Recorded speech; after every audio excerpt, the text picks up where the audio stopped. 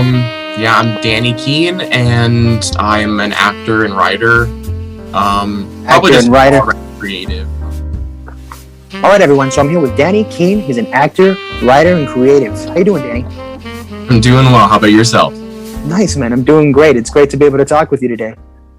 Thank you. It's a pleasure to be here. Where are you currently located, Danny? I actually live in near Albuquerque, New Mexico. Albuquerque, New Mexico. So are you born and raised in the area you're at near New Mexico, Albuquerque? Yes, correct. I was born in Albuquerque, been in the area for my entire life. And yeah, I've been very thankful to be kind of further away from a lot of the big population areas because it's actually helps me think and be a little bit more introverted in a healthy way. So that's been cool. There's a lot of production companies coming out of New Mexico, right? It's a pretty active area in the film department. Yeah, it is. I'm sure you've probably heard Netflix just purchased Albuquerque Studios here in Albuquerque. I did not hear this. This is news. Yeah, they purchased it, and they're also purchasing, let's see, I can't remember how many acres of land around the studio, so they can build at least 17 full film studios around. Wow, look at that.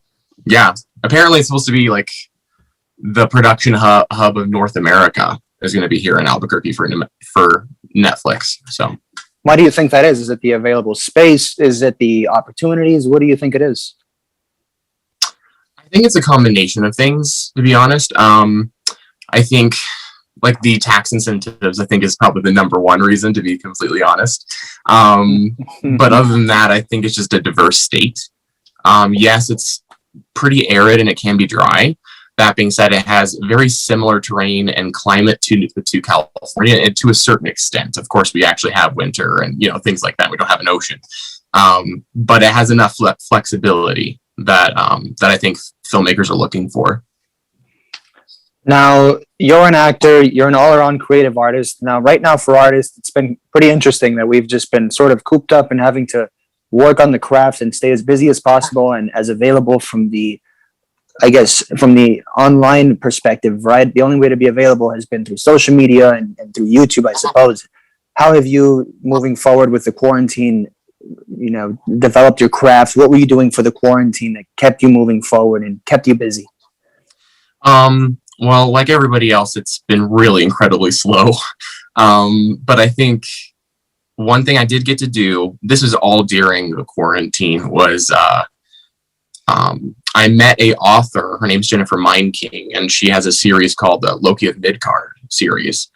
And so I met her, and so I was actually working with her to kind of do her own like independent production of like an audiobook drama theater recording. So I was voicing multiple characters, and it was just a fun experience where I've never done voiceover work. And so I got to do that over all of those months for the most part, because it was a slow process. Obviously, it was all remote. And it was a hoot. I had a great time. But that was awesome. Probably the biggest thing I did. And so you cut off a little bit, but she created an audiobook and you did the voiceover for the audiobook. Yes. That's exciting. And so how did you work on your voice? Were you drinking a lot of hot tea? What were you doing to work on that and really just get the voice sounding, good for the book? Most of it was just listening to her. She's actually an incredible director, especially for the first time. Like, she was just like, this is what I have in my head. And so it was most about just listening to her and what she was wanting. Because I actually voiced multiple characters in this audiobook. And so having to listen to her and be like, okay, so this is the character, this is the background. What are their motivations when they're saying this line? And just really listening. That was the biggest thing for me. Are you naturally a good listener, or was it something you had to work with when collaborating with her? I feel like I am probably about average listening skills, where I have a lot of room to grow, but I can't listen. Right. I think we're selective with there's so much noise out there too. We sort of become selective with what we choose to listen to. Exactly. Very nice. And so moving forward with the year, you must have some big aspirations. Do you have any plans you want to put out there? Any goals, or what are you working on currently at the moment? Is there anything you want to talk about? Well, there's multiple projects that I'm kind of in the works right now. Some acting and some writing. So let's see. So with acting, even though I've been all around creative and I have been working on this for a while, whether it's in theater or in film, I'm only just now starting to really get into film. So I've just been in a handful of short films, a couple that have won awards at some film festivals, things like that. So I'm technically just starting in the film industry. So my big goal for this year is definitely being SAG-AFTRA, getting a union, all of that stuff, and just networking, because that'll be a huge step for me. When it comes to writing, I have multiple projects that I'm working on. I typically work on science fiction short stories, or Science fiction short stories. Wow. yeah. So Nice. we do that, and like I wrote and published a young adult novel when I was around 18 years old. So that's the stuff that I've been kind of working on this whole time, and that won't stop. I'm going to keep working on those. No, you're an all-around artist, and you keep going regardless of what's taking place around you. Exactly. Well, that's really inspiring to hear you say, Danny, because it sounds like you're very adaptable and you move forward with everything around you and you stay busy, whether it's writing, whether it's in film. You're pretty active everywhere, in just about every aspect of your life. I do my best. Just juggling a day job while this is all happening has always been a trip, but we're getting through it, so it's been good. How are you balancing it? Do you have a regular schedule? Are you balancing between just adapting to new schedules? We're all sort of reinforcing our old routines while also developing new ones, right? Because the world's changed. So it's sort of like we're reassessing the situation and going from here. Exactly. It's all about like just adapting, right? I think that was one thing that's actually been really hard, was just jumping from one norm to another norm to another norm. So with like my work, because I actually work for Apple, and their scheduling is always different. So each week is kind of different for me. So I have had to just learn how to juggle and be like, okay, look, I have 4 hours this day to actually spend on writing and possibly some like acting homework, and just purposely setting aside that time and having to adapt every week, which can be exhausting, but that's what I have for now. So that it's been interesting. So you capitalize a lot on time windows. If you have an hour or 2 hours, you jump on it right away and you go ahead and just look at whatever your current obstacle is and you just move forward with it. You just hit the bag. Yeah, 100%. Hey man, that's probably a lot of us, right? It's so hard to say you're going to do the same thing every day because there's always new requirements we have. So you're probably ahead of the curve when it comes to that. I certainly am trying. I feel like it would be much easier if I had a 9-to-5 job. That would be A+, but we're not there, so that's okay. This is because you're choosing to want to do what you want to do with your life, though, right? That's why you don't have the 9 to 5. It's because we're going towards this, the what we want versus what what's kind of more normal to other people, but not necessarily the way we want to live life. Exactly. I feel it's like you sacrifice that stability for the flexibility. And that's really hard for anyone, but particularly those people that really like just the norm. And to break out of that is huge. I feel like I have a struggle with being in my comfort zone. And so I've had to continually break through that comfort zone, and that's always been a trip to figure out, but just progressing through that, and that's been really good too. Hey, it sounds like you're not only walking the line, but you're dancing on it and you're having fun with it. You're taking chances and you're putting yourself out there, and that's exciting. It's all about the journey. You're not doing the 9 to 5. You're pursuing what you want. It's all about the journey. So at the end of the day, you're working towards what you want and you're taking chances. So big respects to you, Danny. Thanks, man. I really appreciate it. And it looks like you're doing the same with your podcast. So we're both in this together and figuring it out. Absolutely. It's always something new. Definitely why, right? We start to talk to ourselves. So I said, I might as well talk to other people. Exactly. No, but really, I really appreciate you and just being able to talk with you and you offering everything you say. Now, is there something daily you need to do to keep you going, keeping Danny going? What keeps Danny going on a daily basis? Is it the diet? Is it the the stuff you're consuming, whether it's media, whether it's books, what keeps you going? That's something you need to do on a daily basis. That's a great question. I think the first thing that jumps to mind is probably prayer and meditation, because that keeps me grounded enough to be able to think clearly to handle the super fluid world of film and creativity and my part-time job here and this and that, and yeah, I think it's prayer and meditation, because I just need to know my place in the universe, and if I do, then the rest works out. So yeah, that's what I usually do, is I talk to God, get grounded, and then move forward. Very nice. And so this is something you do when you wake up first thing in the morning before you approach the day? Of course, not perfectly, but yes, that is the typical morning for me.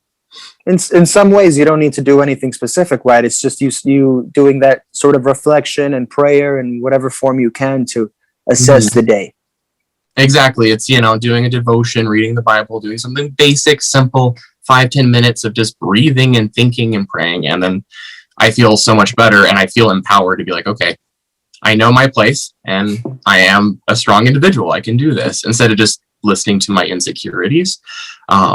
Because that is so easy for all of us. But for me particularly, I've always had like some serious anxiety about everything. And that has really helped a lot.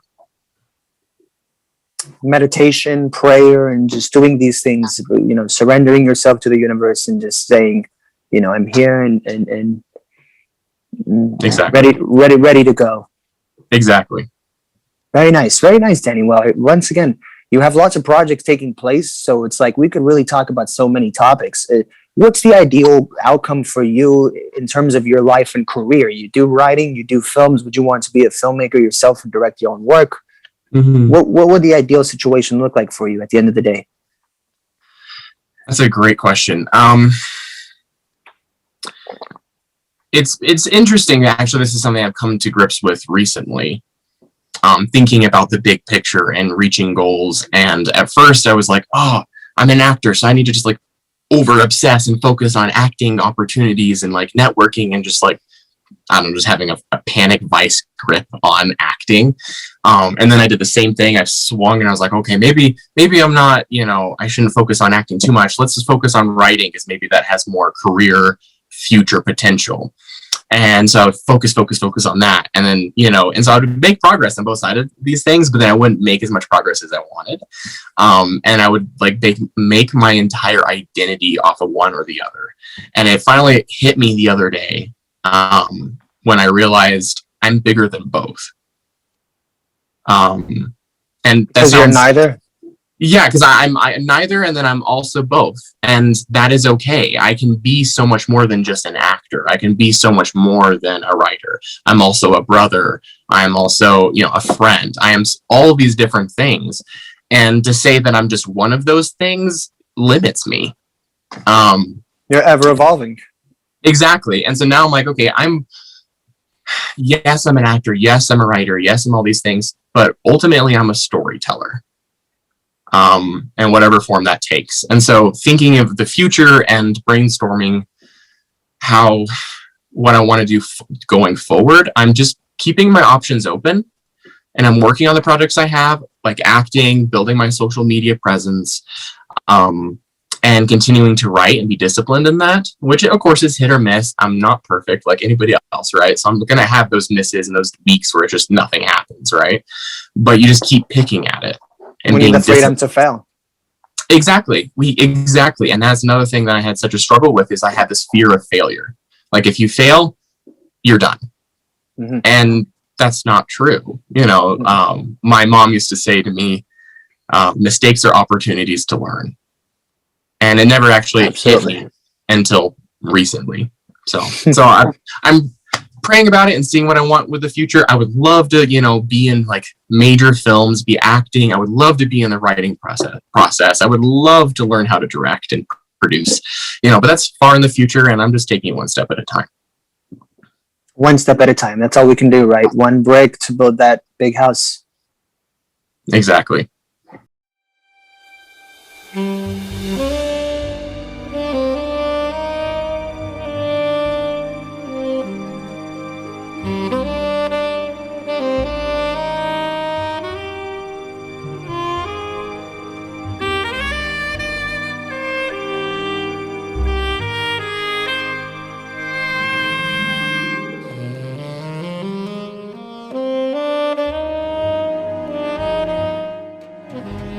You're definitely helping me relax. I was a little nervous for sure, so I appreciate it. Hey man, I really appreciate it as well. You know, I like to talk to people. I'm genuinely interested in what you have to say. And since before having the podcast, I've been doing all these types of interview things, and I'm an actor as well. I've worked in entertainment, and you know how it is. You have so many interactions with people, and you have to be adaptable to so many personalities. And it's like, you know, my goal here is to do exactly what we're doing here, and I think it's great. So that's that, man. Moving forward, I'm gonna go ahead and just keep going with the show because it's great. I don't want to lose this rhythm we got going. Awesome. All right, you guys. So we're back with Danny Kuehn from Albuquerque, New Mexico. He's been filling us in on what he's been up to these days and just his overall perspective on life, staying busy and working towards the ultimate goal. The ultimate goal, Danny. And you're working on lots of projects. You're busier than most people these days, I'd say. Even though, you know, the industry slowed down, you've got a lot of projects that you got on your plate. You like to fill up that plate. You like to fill up that plate of yours, huh? It is true. I do my best to stay busy. That's for sure. And like I said before, you know, just blessed to actually do that audiobook during quarantine. I guess in a lot of ways, I was just doing my best with what I had, and it was just an awkward time for everybody, and everybody was hurting in one way or another. And it was like, okay, how can I make the best of this situation instead of just giving into social depression because I can't see people? And that was a challenge, and I didn't do it perfectly, but it was a good growing experience at the same time.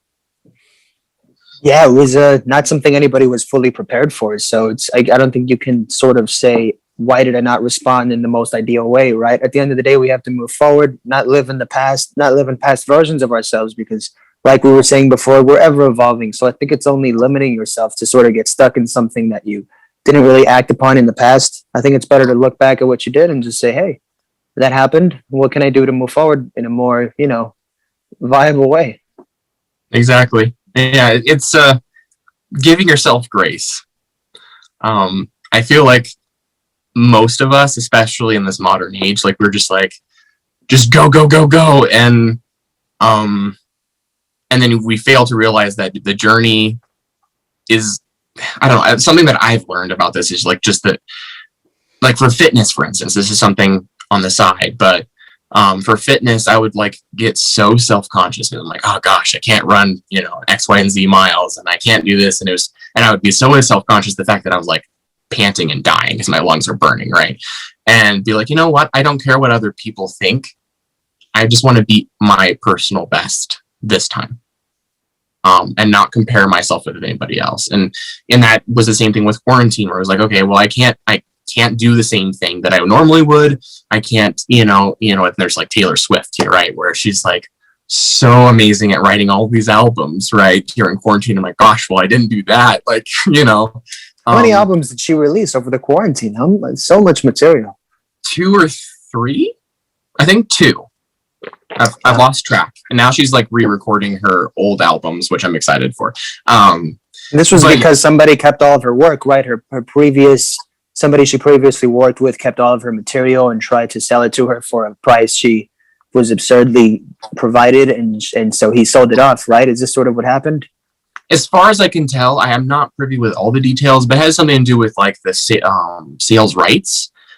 So where she wouldn't get any money for her work, even though she still owned the rights to the songs. It's super weird as far as I understand it, but so she's re-recording it so that way she does have the actual royalty rights this time around.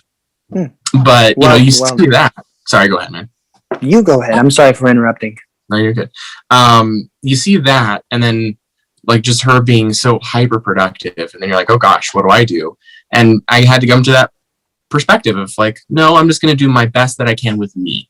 And it's not going to be as good as everybody else. And it's not going to be as bad as some other people. And that's okay, you know. So just giving yourself grace. Giving yourself grace. That's very well said. What do you think about Britney Spears working for everybody but herself? It sounds like she's getting all this money and not really taking a lot of it for herself, right? We don't really see a lot of it, but we're hearing all the talks, all the documentaries. What's your perspective on all this? That is a deep topic, man. Good choice. Without watching a ton on her, I wish her the best, and I feel like she has been taken advantage of it in some form or another, whether it's her father or like, there's a lot of stuff, right? And I really, really do hope that she finds freedom from that and like actually gets to figure out who she is for herself and not because of the public eye or what her father says she can and cannot do or all of those things, right? So that's what I'm hoping for her. Well said. Well, Danny, I really appreciate your time and all the words you provided for us. Maybe we can get you on again in the future and have something, we can cook something up and maybe just do something really cool next time, maybe a performance or something, you know, it'd be really cool. We'll go ahead and link up everything you have available, but I'd like to just go ahead and showcase my guests properly. But I really appreciate your time, and we could keep going forever, but I think we've had lots of good conversations. We've had lots of topics we've covered, so let's get you on again in the future. Yeah, and thank you for having me. I was so honored and so surprised that you would reach out to me, so thank you. I really appreciate your time. And same. Thank you. Thank you, Danny.